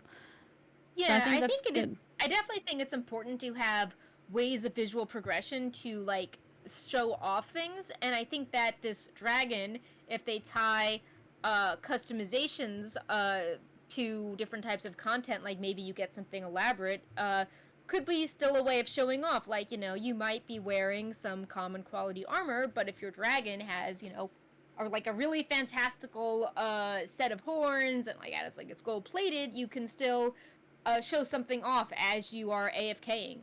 Mm-hmm. You know, going back to the spirit of like, I want to look cool in a city. It's like, well, you can also look cool through your mount Yeah. expression. Mm-hmm. Yeah, I think the And mounting then is a yeah, great thing for expression, for sure. the third thing that I was surprised by, which was cool, was actually not related to Dragonflight. It was a 925 thing. People were asking if Anduin's going to play a role in Dragonflight, and Ian said we're going to get some answers to that in 925, and that there are some quests we haven't seen on the PTR yet. Um, we're going to you know, see what is up with Anduin, which I think is good Mm-hmm. that they're hiding stuff. Like we had the Blood Elf stuff on the PTR. We had some like Dark Iron Dwarf quests on the PTR. But there's some other stuff we haven't seen, and I know people were really disappointed that 9.2 seemed to like give everyone all the story quests and was almost kind of viewed as like content when there wasn't anything to do in the game. It's like, oh, go do the quest on the PTR. But I think it's good Mm-hmm. that they are trying to hide story for more emotional impact. And then Yeah. they also revealed that in the pre-patch, we will learn a little more about what's going on in Stormwind and Orgrimmar, because, you know, there's been a leadership change since the start of Shadowlands for both factions. Mm-hmm. So I thought that that was pretty It's good interesting. to hear. Yeah, no, it's good to hear, Yeah. because we did feel like it was sudden, and then from what happened in the cinematic, or the different cutscenes and cinematics in general, with the conclusion of Anduin, kind of felt like, oh well, now he's gone. He's staying in the Shadowlands. Oh, he's actually doing dailies with Sylvanas in the Maw, and that was like all we knew. So in hearing more about the plan behind this in 925 is good and needed. So that's good. Yeah. The interview where Ian talked about Anduin was not transcribed in English, so maybe there's a translation error. But you know, Google said that you know, but he has his own journey ahead of him as well. So Yeah. maybe that means that he's not like gone. Like, you know, it's not like, oh, his fate is in the maw. Maybe it's like, okay, his journey is to like do some healing and then be like, okay, Sylvanas, like I didn't mess as much stuff up as you. I'm gonna go back and do something else. Yeah. Like, But yeah, I'm I mean, not we'll going to have be to here for see. an eternity as well. Yeah, I just thought it felt a little bad that the end of the book, you had to like Yeah. the book, and even if you just saw the page of the book, you wouldn't 100% know that he was in the mall. You had to like, you know, pay attention to the language used in other parts of the books. And I'm like, oh man, like, you know, kind of feels bad that, you know, Anduin's development is happening off screen. You shouldn't have to read a book to learn what happens next. Mm-hmm.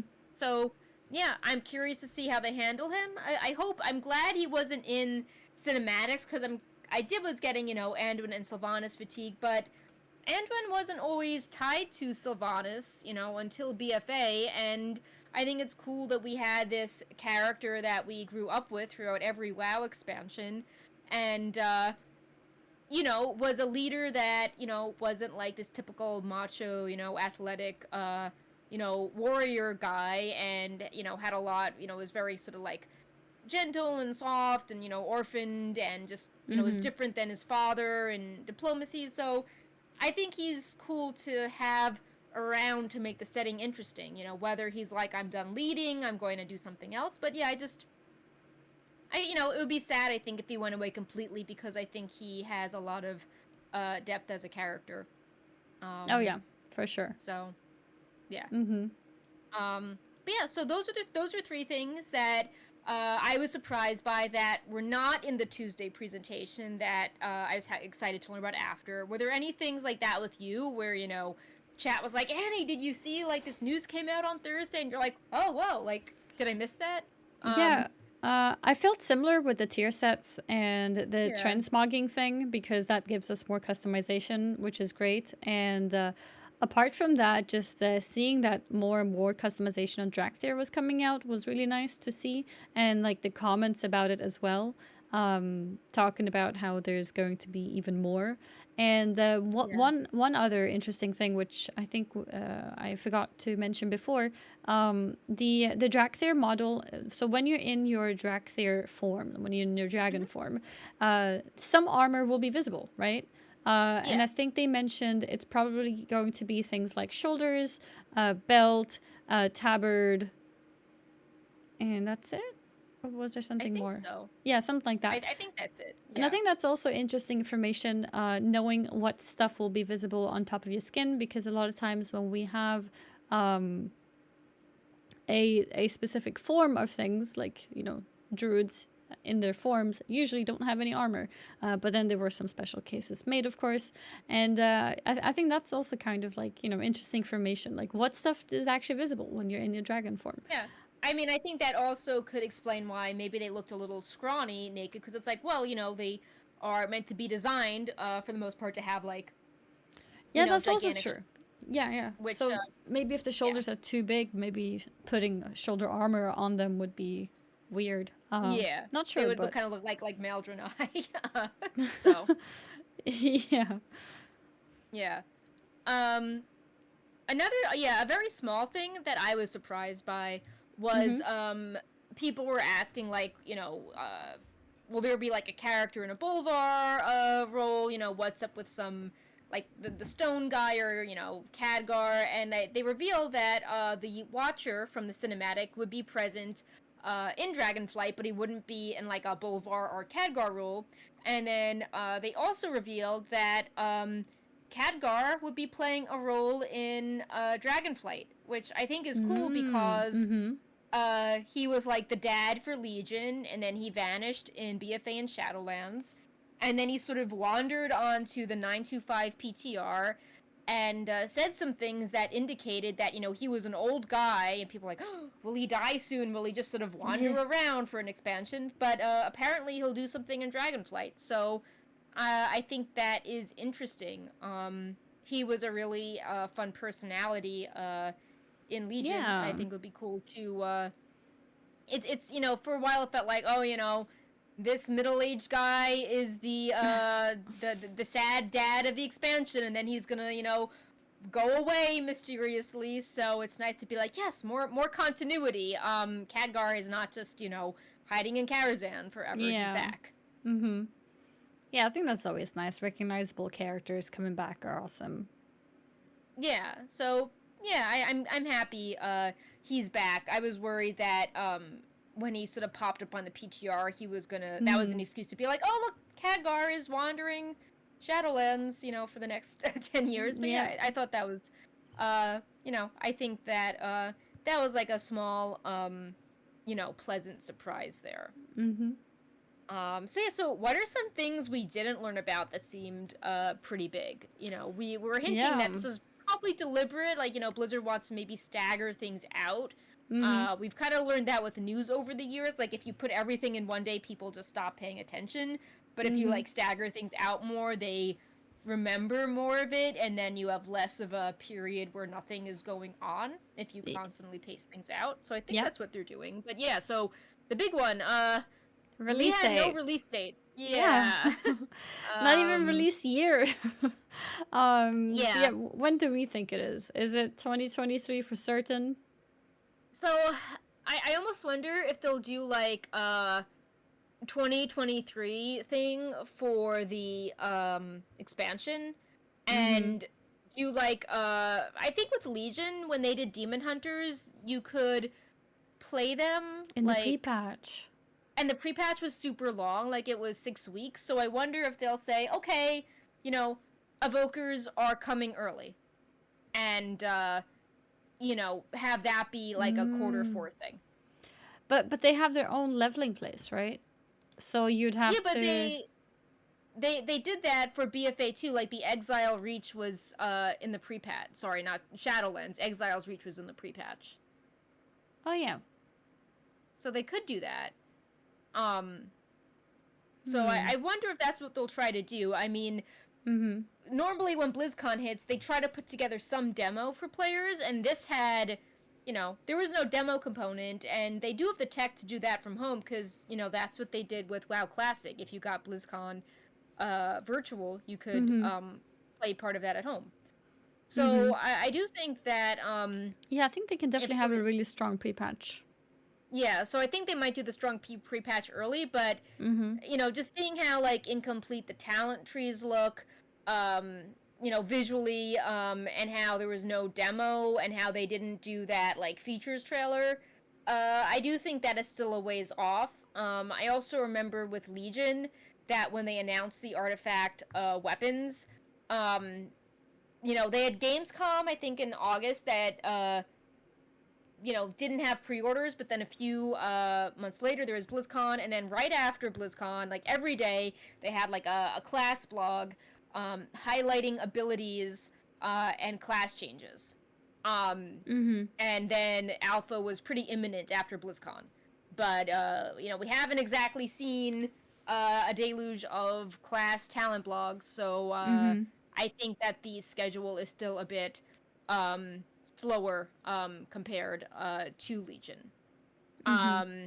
Which so yeah, I do think it's quarter 1 2023. I do think that, I mean, it is a little confusing because normally quarter 1 it's like, well, you know, with streaming it's like it's not like a super like usually hype time for like There's nothing much monetization and happening. like, Yeah. yeah, It's or like after people are like, Christmas. yeah, you know, I'm gonna go to the gym. You know, like I have a New Year's resolution, or oh shit, I spent Yeah. a lot of Christmas. I'm like gonna change my ways, or you know, saving with bills. Like it's kind of a time where people are a little like low energy with things. So It's also some of the coldest time of the year, like January especially. I'll guess, yeah. So I guess pray for a blizzard so people are snowed in and play the game. Yeah, well, I mean, Yeah, they do, but it's still yeah, like, sad times because it's dark and yeah, gloomy. At least in yeah. Sweden, Like it's less like fun really for dark. people.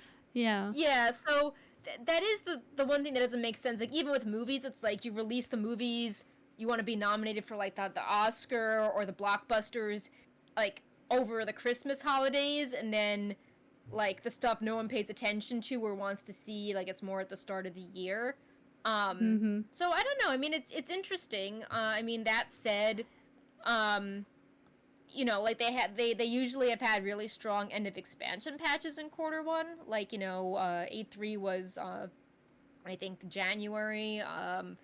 They've never had But an I don't know. expansion release in spring in general, right? I think I checked the other day, and every expansion was like the earliest one was August. November. Yeah, and I think the August was meant to coincide with the American Labor Day. Um, but yeah, so it is I feel like this quarter 1 just seems weird. Yeah, even But quarter two is maybe, weird. yeah, I mean, it's like, oh my god, like, how are you gonna keep people interested in this Shadowlands for so long? Yeah, But yeah, I yeah. mean, I guess we'll see. I also think that with how, like, delayed Shadowlands was, and then with the lawsuit, I think to build back goodwill, they didn't want, maybe they didn't want to be super money hungry and be like, oh, I know a lot of you are impatient, or this is slow, but, you know, please give us money for the newest thing. So maybe they want to demonstrate, like, a demo, some more polish before they come across as Is it tacky. usually, yeah. Yeah. Is it usually when Which you see the cinematic that the pre-sale would come up? Yeah, so that kind of brings us to a new point about the pre-orders. That's something we didn't learn as well. Normally, when they do the announcement, like Legion at BlizzCon, and Shadowlands, right when the opening ceremony ends, the pre-sales go up for the game, and they reveal like the digital products, and then with Shadowlands, like you could buy like the Eternal set right then and start using it.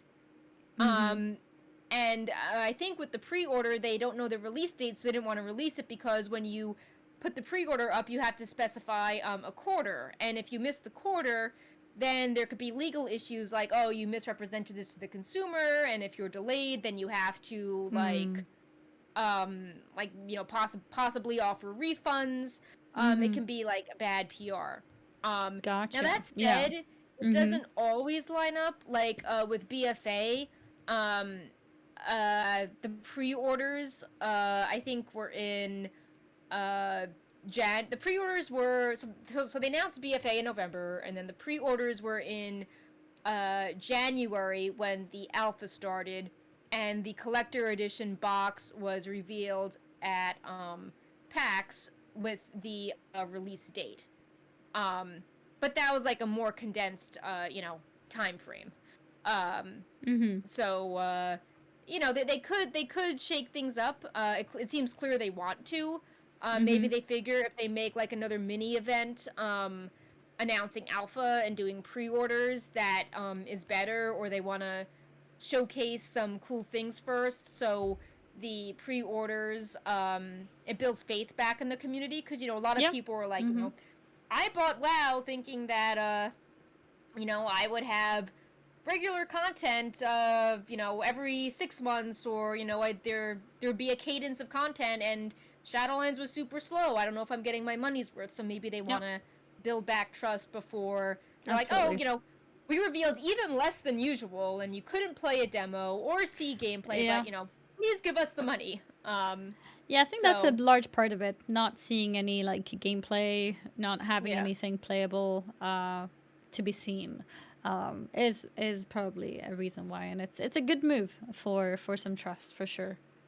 Yeah, and I do think that making that like their own little mini event could be good for hype as well. That said, there has been some data mining hints that there is an encrypted mount, pet, and transmog, and the mount has some dragon-related like spells and animations. Okay. And then there was another round of cloaks, 5 cloaks, and they were encrypted 3D pieces, so 5, obviously, 5 dragonflights. Oh, and, so 5 different wings. Yeah. Maybe. So that seems like that's what it is.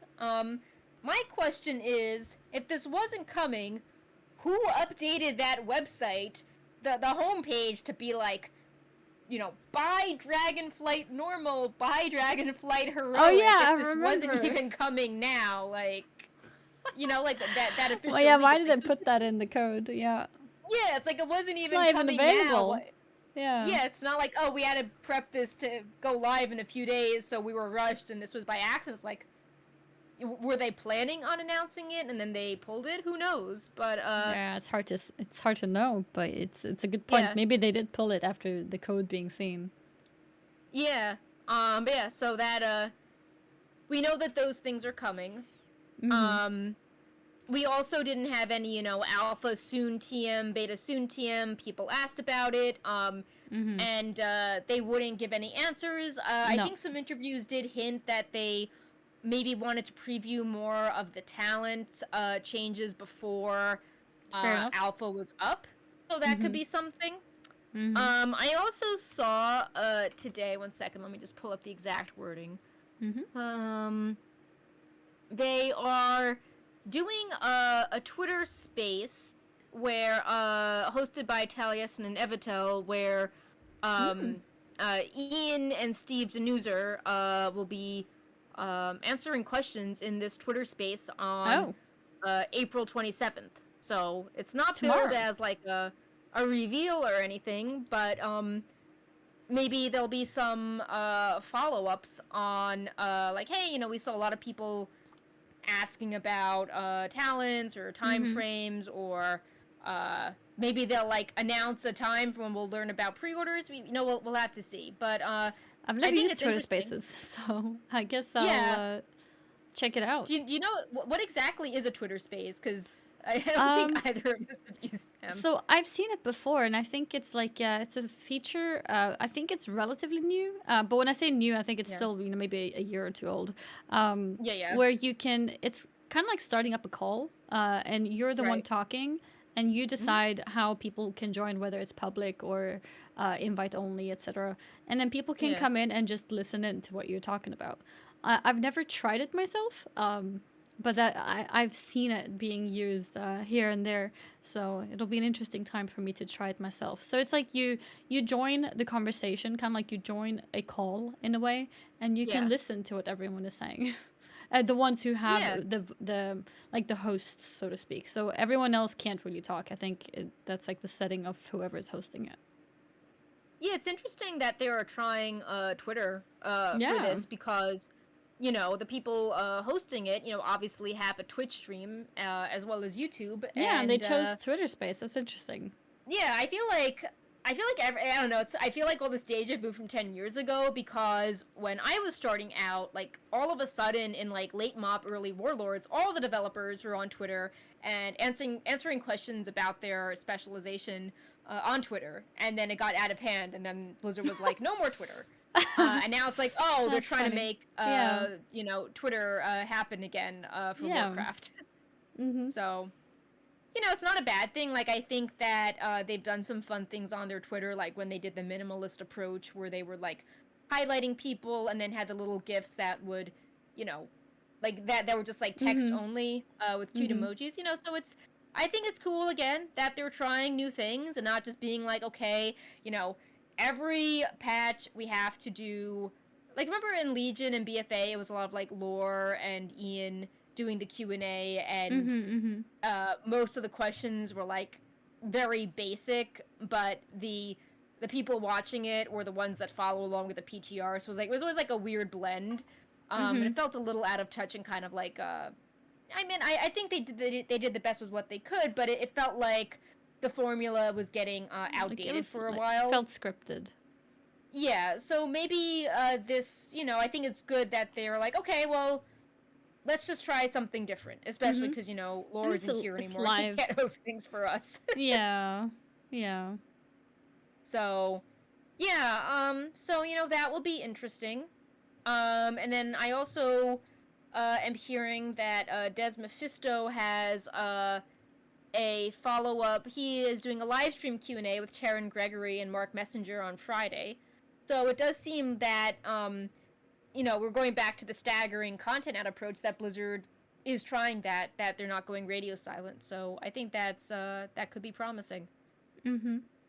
Yeah, that's a good point. It's Um, another staggering thing because and if you consider all the different things that they're doing, like they had the Diablo announcement yesterday, mhm. and this Twitter Space thing tomorrow. Wait, did we know the topic of the Twitter Space, or is it just general? uh, Dragonflight.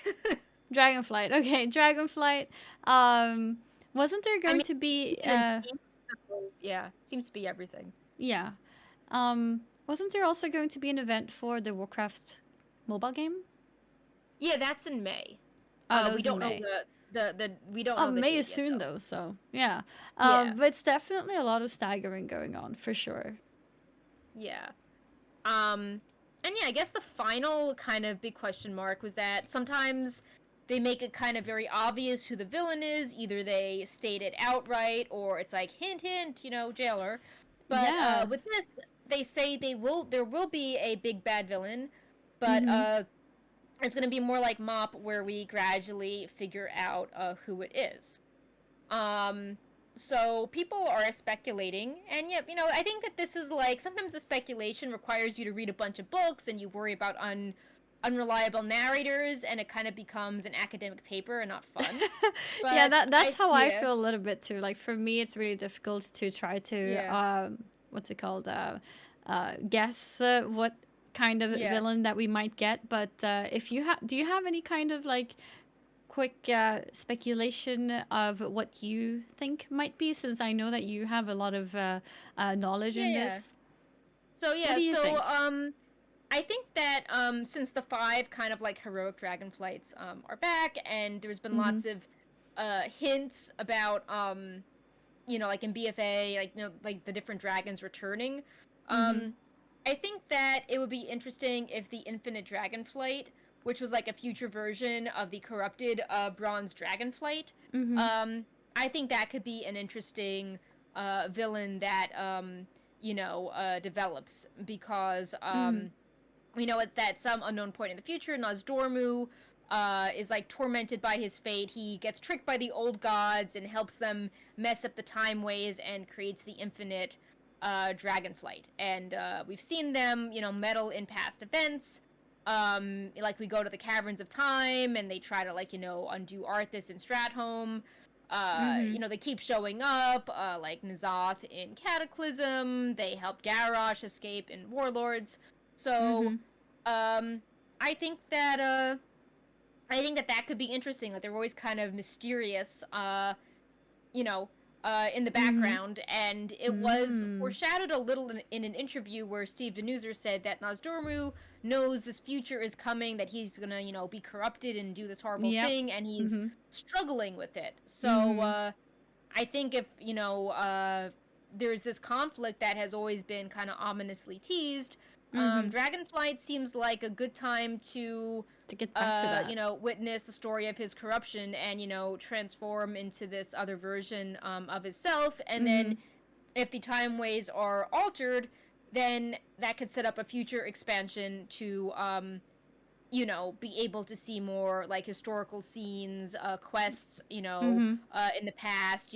Maybe if the time ways are altered, that means that some of the cool Maybe there's a dragons different in the past future. return. So Yeah. I think that it has to go the infinite Dragonflight route. I think that's what it's going to be. Interesting. Yeah, I actually I recently took a crash course in dragon lore. And with crash course, I mean I watched a very good YouTube video. But I recommend other people to do the same if you haven't been super involved in the lore in the past, especially things that are outside of the game as well. And it's not something you need to. It's more like if you want to, and Yeah. it gives a nice like there's some interesting storylines there with the dragonflights and how they connect to everything and even connecting to the things that happen in Cataclysm and everything. So now Perk talking about the stuff as well, I I get reminded of the things that I saw in the video as well, so it's nice to put it all together. And Yeah. at first when I was introduced to like this big daddy dragon Galakrond, I was like, oh yeah, that sounds like a great villain. And then I was like, oh wait, that happened to He's him, dead. right? Yeah. Yeah. And so okay, so it can't be him then. Yeah. So it's interesting. And then wait, there was another interesting one, Chromatus. What do you think about that? Um. So I mean, wait. I think one second. That wasn't you don't mean Chromie, right? Because we do have the No. we had that scenario where right, pause, stop. Um, we had that scenario where we had to, Chromie kept dying, Mm-hmm. and we had to, save her repeatedly, Mm-hmm. and we didn't really understand. It was kind of mysterious. Um, Yeah. There was yeah, so a Chromatus, like a. yeah, so I mean Chromatus, the separate dragon.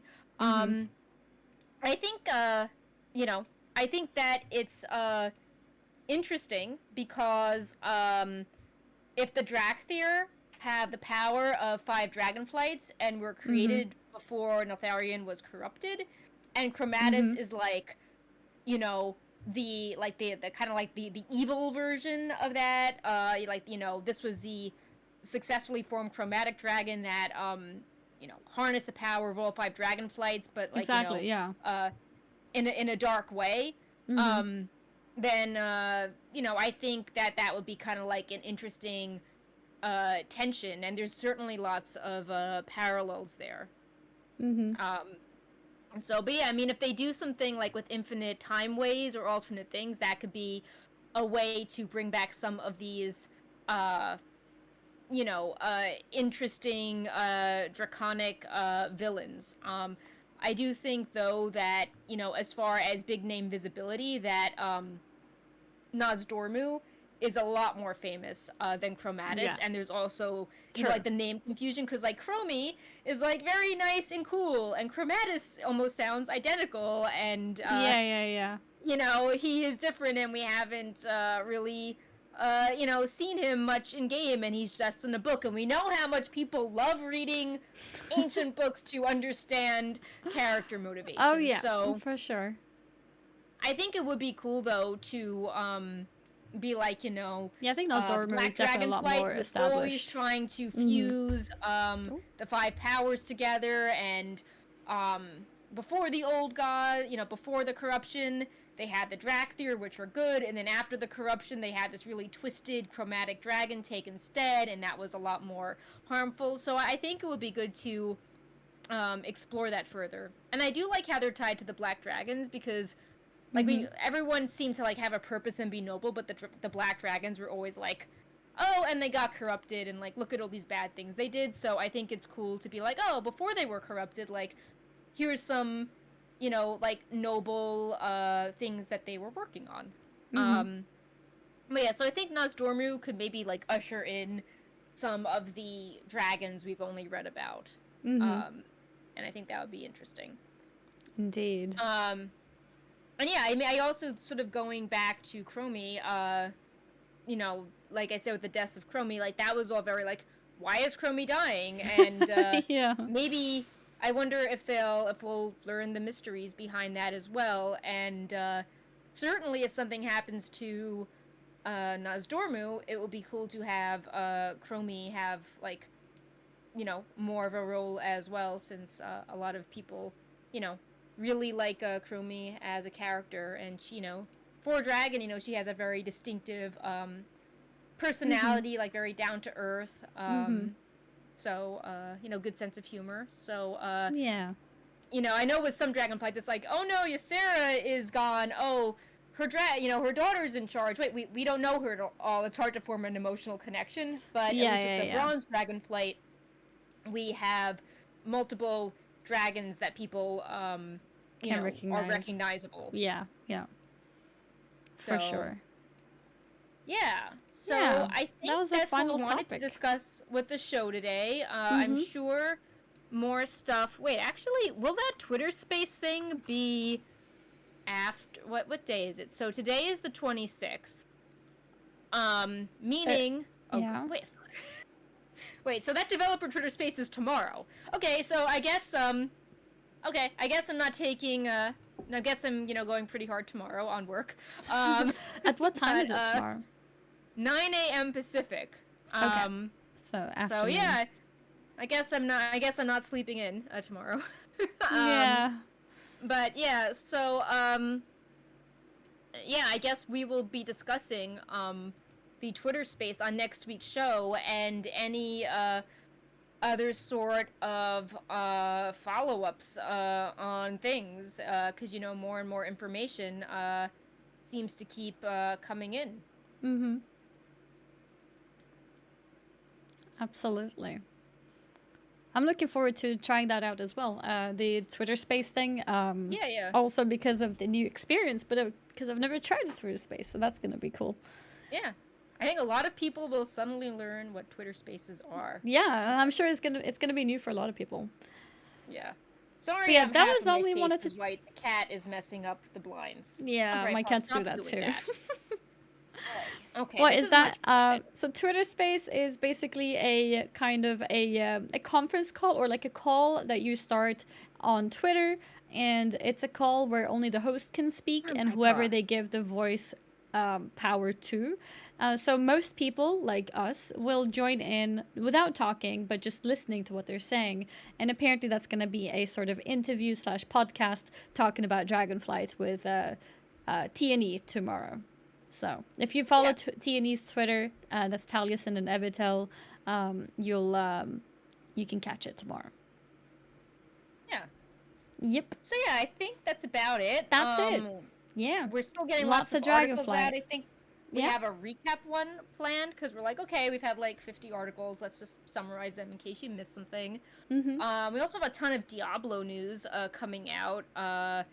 We have a whole separate division working on that. They had their own like busy news period. Yeah. Apparently, even Diablo Immortal is teasing classes coming in the future, so people always love that news. Like, we may not So talk yeah, about Diablo that much, but what's worth noting is that Diablo Immortal will be on PC as well. So you don't need a phone after all. It is yeah, still going to primarily be a mobile phone, so a lot of the UI choices and things will be what's the word developed in with mobile in yeah. mind. I was thinking of a Yeah, different they're word, calling but the yeah. PC release. They're like, oh, it's releasing on the phone June 2nd, but then it's coming to PC also on that date, but the term is open beta. Yeah, So, yeah. hope maybe at some point like they will polish it Yeah, it's probably even going to more. be like But a PC port type of thing. And then yeah, if it turns out to be very popular, they might, like you said, like polish it. If it turns out to yeah, just be like mediocre, then maybe they'll just leave it as it is. yeah. So yeah, I think that's it on the show topics. Bright Paul keeps Yeah, circling. No, no, no, don't go there, it Bright Paul. You're is. saying goodbye with us. We got you. Okay, Thank you we're good. guys so much for watching today. Let me also give a quick shout out to some of the Yeah. subs today. We have Nostradamus or Thomas with a new fresh sub. Thank you and welcome. Thank you for supporting Wowhead here on Twitch. Macken with a 32-month resub. Thank you so much, Macken, for supporting. Vixer with the 6 months.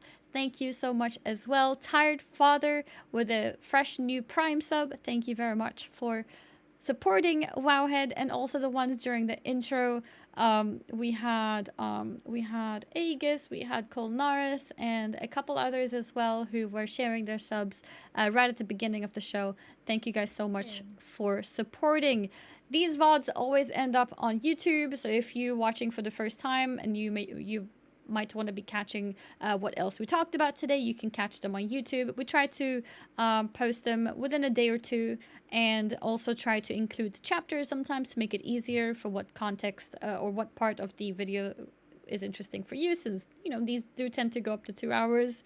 And also, if you're watching this on YouTube already and you want to see this live, feel free to tune in to us for the shows on Tuesdays. What time is it for you? It's 1 p.m. 2 Pacific. p.m.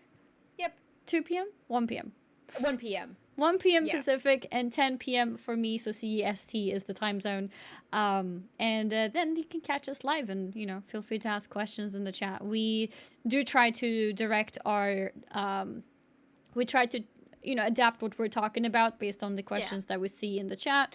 So yeah, if you ever want to comment something, you can do that. You can also, of course, feel free to comment on YouTube as well. Whew. Yep. And that's about it. Brightpaw's like, yeah, I'm comfortable. Taking over he's now. purring. Mom is now No, mine. Bright Paw, She's stay. done working.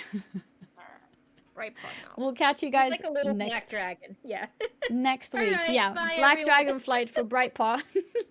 Bye, everyone. See y'all next week. Bye. Bye.